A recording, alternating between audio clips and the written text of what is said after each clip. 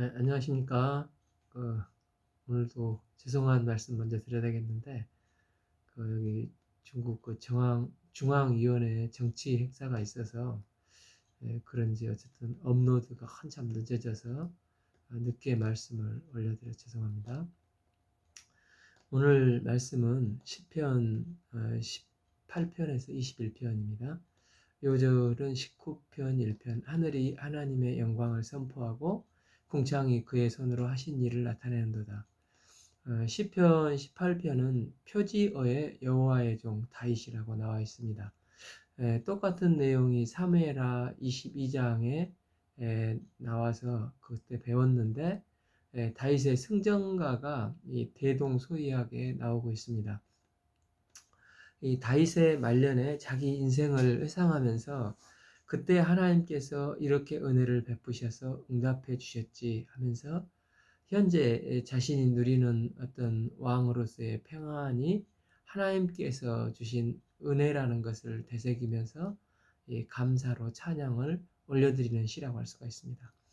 그러니까 내용은 어려움 때문에 괴로웠는데 하나님이 도우셔서 구원받았다는 이야기고, 원래 이제 개인 이야기인데 공동체 이야기로 확장시키는 것입니다. 1절에서 6절은 하나님의 성품을 찬양하고 하나님이 어떤 분이신가, 하나님과 고난의 문제를 1대1로 보고 있습니다. 19절까지는 하나님께서 개입하셔서 섭리로 일하신다. 하나님께서 일하시니까 반드시 구원을 주시고 승리를 주시는 것을 고백합니다. 20절에서 50절까지는 하나님께서 순정한 자에게 상 주신다가 나오고, 우리를 영적인 전사, 예수 그리스도의 좋은 군사로 부르셨다는 것을 말하고 있습니다. 하나님은 사명자로 우리를 부르셨다는 것이 뒷부분에 훨씬 더 많이 차지하게 되고, 이것이 이제 다윗이 했던 하나님 백성의 모습이라고 할 수가 있습니다.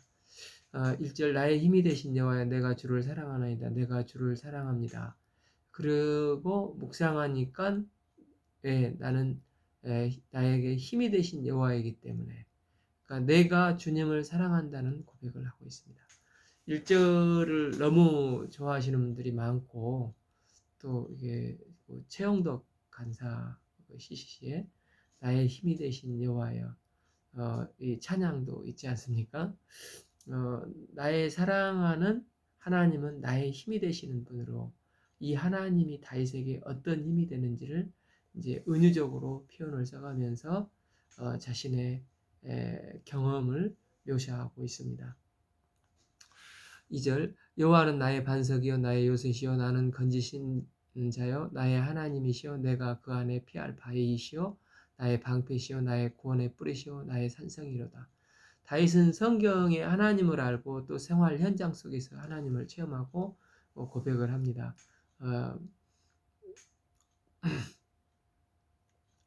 그러니까 이제 여호와는 나의 반석이요 요새요 나의 피할 바위시요 구원의 뿔이시요 나의 산성이로다. 이런 게 이제 다윗이 전쟁 중에 인격적으로 체험한 하나님을 묘사하고 있는데, 하나님은 나에게 보호자가 되셨다고 자기 고백을 하고 있는 것입니다. 나의 힘이 되신 여호와를 성경뿐만 아니라 내 삶 속에서도 내 언어로 또 자기 신앙 고백을 이루는 것을 보게 됩니다. 3절 내가 찬송 받으실 여호와께 아뢰리니 내 원수들에게서 구원을 얻으리로다. 그러니까 이제 이 3절까지 하나님을 묘사하고 그 다음에 이제 네 가지의 자신의 문제를 고백을 합니다. 4절 첫째 사망의 줄이 나를 얽고 나는 지금 죽음의 경각에 놓여 있다는 것입니다. 또한 불의의 창수가 나를 두렵게 하였으며 쓰나미에 가까운 엄청난 재난이 감당할 수 없을 정도로 순식간에 몰려왔다는 것입니다. 5절 수월의 줄이 나를 두르고 지옥의 줄이 그를 감싸고 있습니다. 그 다음에 망의 올무가 여러 가지 함정들이 내게 이르렀도다. 그러니까 이제 이 4종 세트 가장 어려운 인생 문제들이 닥쳤다는 것입니다.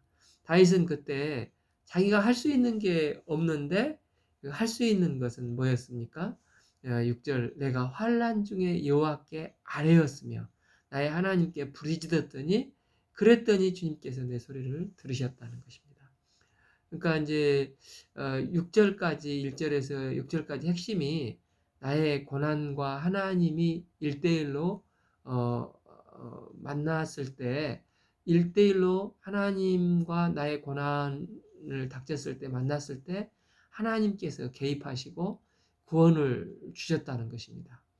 그리고 이제 7절부터 19절까지의 내용은 이제 이런 나를 구원을 해주셨다는 내용인데 하나님께서 일하시고 개입하심이 천재지변과 같이 어마어마하게 거침없이 이제 묘사를 하게 됩니다.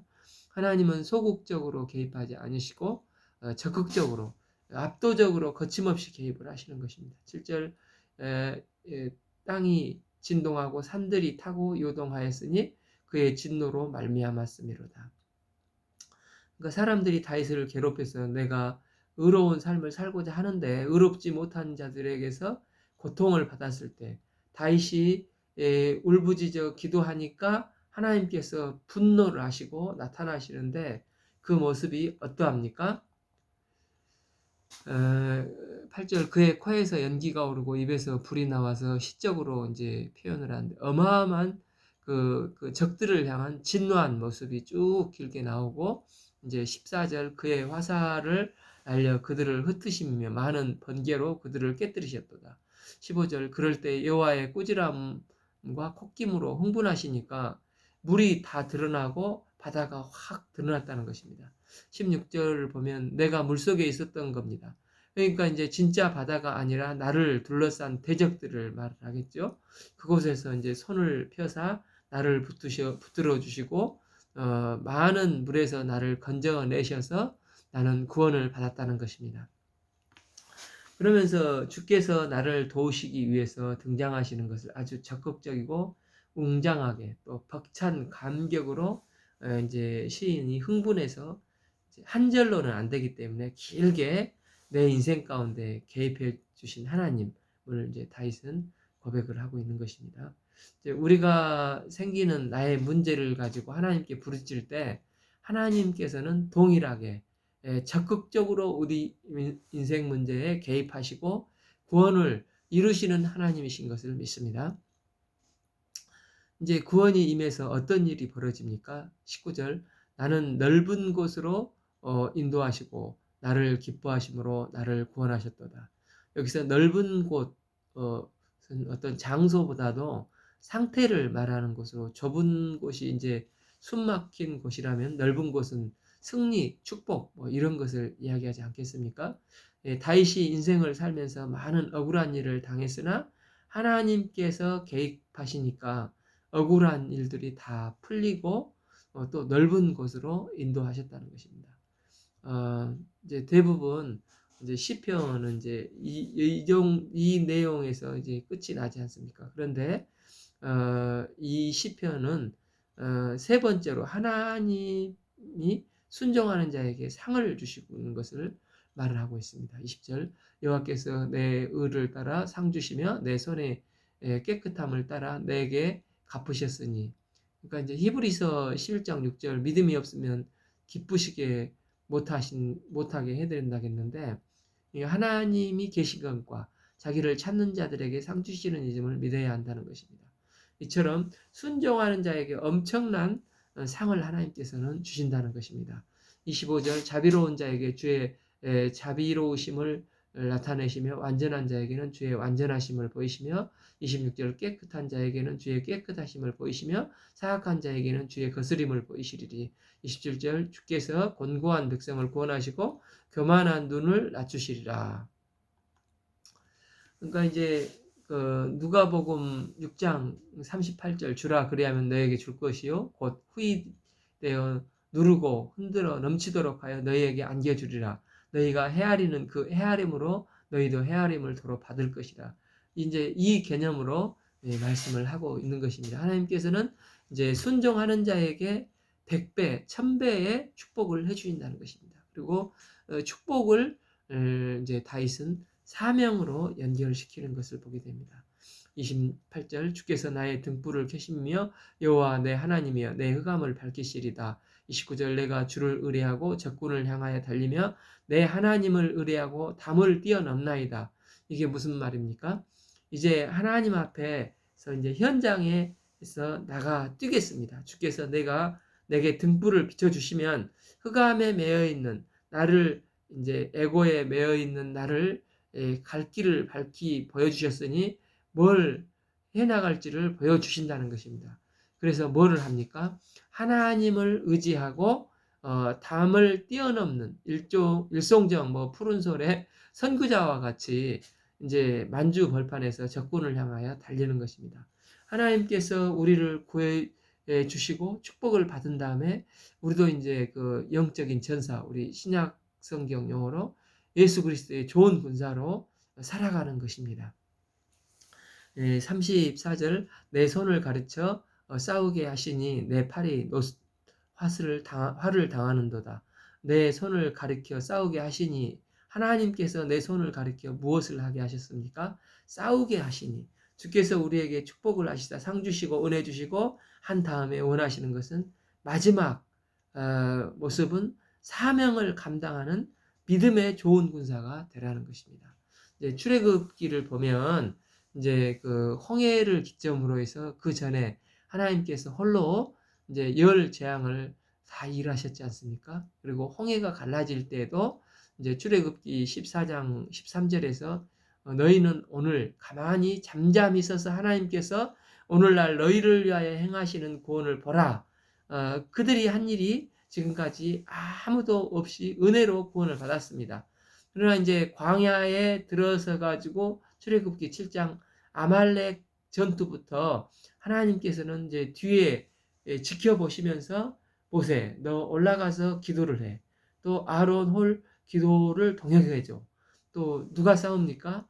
기적적으로 이제 변한 게 아니라 여호수아가 직접 나가서 싸우게 하십니다. 이때 그들의 이 믿음을 축복하셔서 승리를 하게 하셨습니다.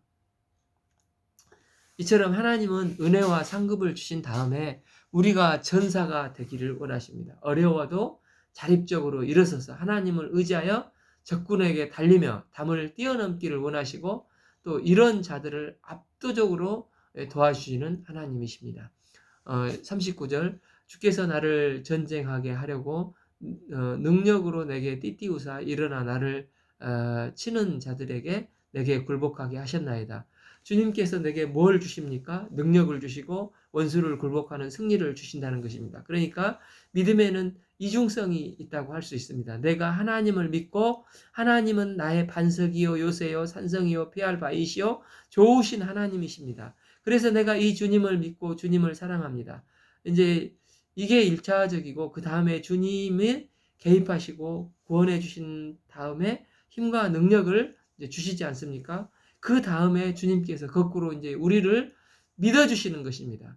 하나님께서는 다 일하시는 것이 아니라 우리를 믿고 우리에게 맡기시는 것입니다. 땅끝까지 이르러서 내 증인이 되라 하시고 우리를 통해서 하나님을 드러내시기를 원하십니다. 주님의 전사로 우리는 살아야 합니다. 이게 주님께서 원하시는 모습이라고 할 수 있겠습니다.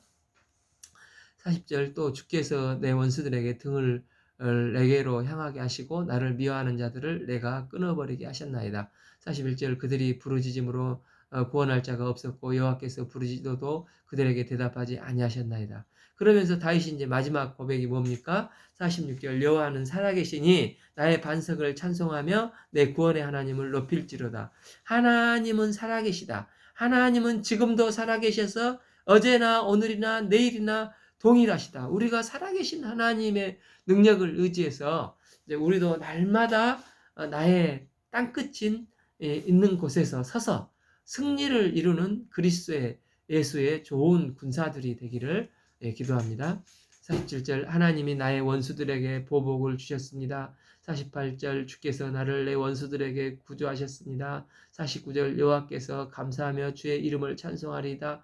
50절 여호와께서 그 왕에게 그 큰 권능을 주시고 기름 부은 바치되게 인자를 베풀어 주심이 하도록 다윗과 그 후손들에게 이제 다윗은 자신이 왕으로 있는 것이 자기가 잘난 게 아니라 여호와께서 지켜주시고 왕 삼으시고 또 사명을 감당할 수 있도록 도와주셨음을 고백하고 있습니다.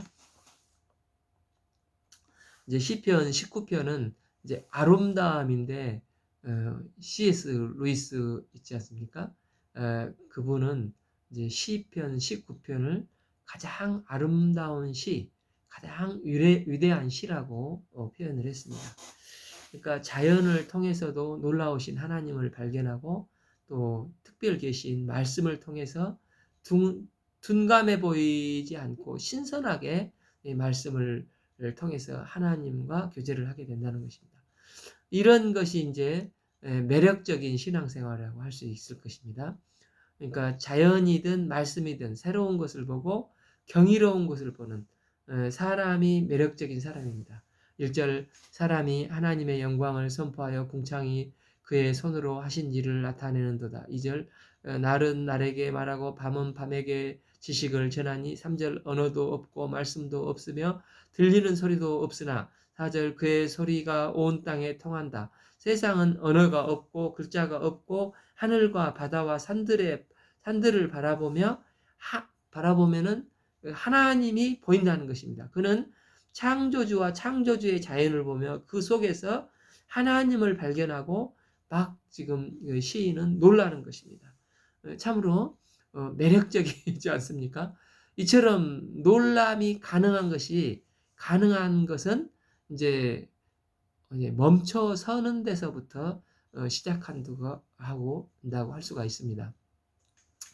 이제 우리가 살면서 여러 이유가 있지만 분주함에서 벗어나기가 쉽지가 않습니다. 그러나 분주함에서 벗어나고 멈춰 서야 합니다.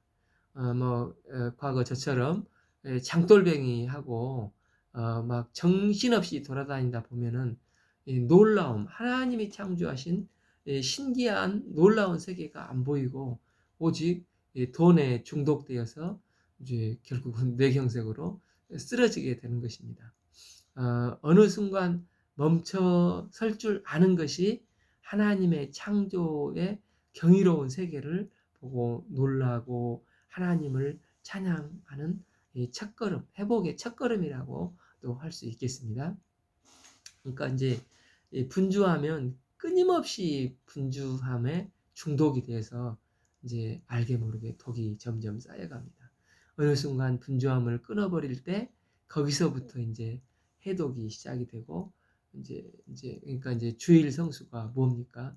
그러니까 여섯째 날까지 열심히 일을 하고 하던 일을 멈추고 주님께 이제 예배를 드리며 참 안식을 찾지 않습니까? 본문의 시편 기자가 이제 그런 사람이었다고 할 수 있겠습니다. 자연을 바라보고 찬송하고 여유가 있고 남들이 못 보는 것을 보는 인생이 되는 것입니다. 5절 해는 그 신방에 나오고 신랑과 같이 그의 길을 달리기를 기뻐하는 장사 같아서 6절 하늘 이 끝에서 나와서 저 하늘 끝까지 운행하며 그 열기에서 피할 자가 없도다. 그러니까 시인은 멈추니까 남들이 못 보는 것을 보게 되는 것입니다. 그러니까 이제 그 빈센트 반 고흐 별이 빛나는 밤에 그림이 있죠. 저 처음 봤을 때 참 이 파란 하늘에 이렇게 노란 저기가 있어서 너무 아름답다 이렇게 산뜻한 느낌이 들었었는데 그 그림을 보면 이제 교회가 그려져 있고 하늘에 큼직한 별들이 큼직합니다. 또 그 별들이 뺑뺑 돌며 소용돌이를 치고 있고 그리고 나무가 막 움직이는 것이 보이지 않습니까? 그린 것을 봤으니까 그런 거지. 처음 이 그림을 보면 충격에 우리는 놀랍니다. 자연을 보고 자연의 경이로움에 놀라야 하는데 이제 이런 고와 같은 놀라움이 있어야 되는데 그러니까 이제 그런 것을 화폭에 그렸겠죠. 그런데 이제 우리는 어떻습니까? 혹 아파트가 몇 평인데 돈 좀 벌었겠네. 이런 것을 하면서 놀라지는 않습니까? 그러니까 믿음이란 것은 다른 세계를 볼 줄 아는 능력, 이게 자연 계시를 통해서 창조주 하나님을 볼 줄 아는, 또 그 하나님을 만나는 능력이라고 할 수가 있습니다. 고우 같은 눈을 가지고 있는 사람이 자연 계시를 통해서 하나님의 능력을 가진 사람들이라 할 수 있겠습니다. 이제 7절부터 특별 계시인 하나님의 말씀이 이제 나오는데, 이 말씀 때문에 또 이제 시편 기자는 막 놀라고 가슴 벅차합니다. 7절 여호와의 말씀은 또 얼마나 완전한지 영혼을 소생시키며 여호와의 증거는 확실하여 우둔한 자를 지혜롭게 하며, 거기서 말하는 율법, 여호와의 증거, 계명도 계명, 법, 이런 6개를 말하는데 다 율법을, 하나님의 말씀을 말하고 있는 것입니다. 하나님의 율법의 말씀이 내게 들어오면 내 영혼이 소생하게 되고, 말씀하시면 그 증거가 확실하게 됩니다. 빛이 있으라 하셨으니까 빛이 있었지 않습니까? 그러니까 하나님의 말씀이 나를 그래서 이제 정직하게 하고 순결하게 하고 눈이 밝아지게 되는데, 이처럼 말씀이 주는 힘이라는 것을 발견하여서 주님을 찬양합니다. 우리가 세상을 보면서 하나님을 찬양하고 말씀을 보면서 하나님을 찬양하는 이제 시인의 모습을 볼 수가 있습니다. 12절 자기 허물을 능히 깨닫는 자 누구리요 나를 숨는 허물에서 벗어나게 하소서. 말씀하는 역할 중에 또 하나는 이제 그 말씀이 거울 역할을 한다는 것입니다. 사람들이 제일 싫어하는 것이 뭡니까? 자신의 진실된 모습을 대면하는 것을 싫어하는 것을 보게 됩니다. 그러니까 11장 이제 그 에스겔서 11장 9절을 19절을 봐보면, 내가 그들에게 한 마음을 주고 그 속에 새 영을 주며 그 속에 돌 같은 마음을 제거하고 살처럼 부드러운 마음을 주어서, 우리가 이제 말씀 앞에 진실되게 설 때 성령께서 나의 돌 같은 둔감한 마음을 이제 살처럼 부드러운 마음으로 부어 주셔서 이제 감각이 살아나게 되고 또 나의 진실된 모습을 대할 수가 있게 됩니다. 그래서 이제 우리는 우리의 그 죄악에 대해서 회개하며 울고 아파하고 진실되게 서게 되는 것입니다. 14절 나의 반석이시오 나의 구원이시오 여호와여 내 입의 말과 마음의 묵상이 주님 앞에 연락되기를 원하나이다. 이 자연을 통해서 말씀을 통해서든 놀라움이 회복되어 이 돌 같은 마음이 이제 부드러운 마음, 깨끗한 마음으로 변화되기를 원하고 있습니다. 이제 시편 20편은 왕을 위한 노래입니다. 회중들이 출정하는 다윗 왕에게 중보 기도를 해주는 것입니다. 여기서 이제 1인칭이 아니라 나가 아니라 너, 당신을 위한 기도라는 것입니다. 이제 공동체 신앙의 중요성, 또 공동체 신앙의 뿌리가 있다는 것을 말을 하고 있습니다. 1절 환난의 날에 여호와께서 내게 응답하시고 야곱의 하나님이 이름이 너를 높이 드시어. 이 말씀의 뿌리가 창세기 35장에 두고 있지 않습니까? 지금 다윗을 그냥 격려하는 게 아니라 옛날부터 공유된 공동체의 믿음을 가지고 근거를 가지고 격려를 하는 것입니다. 이제 창세기 34장에서 야곱의 딸 디나가 겁탈당해서 이제 시므온과 레위가 이제 주동이 되어서 세겜 족속을 다 죽여버리지 않습니까? 그때 이제 원 주민들이 보복을 하고자 할 때 야곱이 이제 그 일생 중에서 가장 놀라서 나중에 이제 시몬과 레이를 이제 아주 다른 아들들을 축복할 때 그들은 저주의 말을 하게 되지 않습니까? 이게 이제 야곱의 인생에서 너무나 큰 충격이었는데, 그때 위기의식을 가지고 창세기 35장 3절을 봐보면은 이제 하나님께 베델로 올라가자 이렇게 말씀을 합니다. 우리가 일어나 베델로 올라가자. 내 환난의 날에 내게 응답하시며 내가 가는 길에 나와 함께 하신 하나님께서 내가 거기서 제단을 쌓으려 하노라 하며, 이게 이제 이스라엘 공동체 속에서 굉장히 위기 상황 속에서 하나님께 나갔던 이제 첫 번째 메시지였습니다. 그러니까 환난 가운데 주님께서 응답해 주셨던 것처럼 다윗 당신에게 지금 환난의 때인데 하나님께서 뿌리를 기초로 하나님께서 응답해 주시기를 원합니다. 이렇게 중보 기도를 하고 기도를 하는 것입니다. 4절 내 마음의 소원대로 허락하시고 내 모든 계획을 이루어 주시기를 원하노라. 우리가 너의 승리로 말미암아 계가를 부르며 우리 하나님의 이름으로 우리의 깃발을 세우리니 여호와께서 내 모든 기도를 이루어 주시기를 원하노라. 그러니까 여기서는 또 이제 소원이 이루어지기를 원하는데 어떤 소원입니까? 이건 이제 그 출애굽기 17장 아말렉을 물리친 이야기가 있지 않습니까? 이제 아말렉을 물리친 다음에 이제 모세가 단을 쌓고 출애굽기 17장 15절을 보면 모세가 단을 쌓고 그 이름을 여호와 느시라 여호와는 승리시다 그거를 상기시키고 있는 것입니다. 이제 출애굽기 17장에서 여호와께서 승리를 주셨던 것 같이 이번 전쟁에서도 모세는 기도하고 여호수아는 싸우며 르비딤 광야에서 여호와의 승리를 알고 있지 않는가. 이번에도 여호와의 깃발이 휘날리기를 기도합니다. 이렇게 축복 기도를 하고 있는 것입니다. 이제 어떤 사람은 말에 의지하나 우리는 여호와 우리 하나님의 이름을 자랑하노다. 8절 그들은 비틀거리며 엎드러지고 우리는 일어나 바로 서도다. 보통 최고의 전투력이 세상 사람들은 말과 병거를 의지한다고 할 수가 있습니다. 그런데 믿는 자의 최고의 전투력은 하나님께 있다는 것입니다. 당신이 골리앗을 물리쳤을 때 하나님께서 승리를 주셨는데 그와 같은 승리를 주시기를 원한다고 중보기도를 하고 있는 것입니다.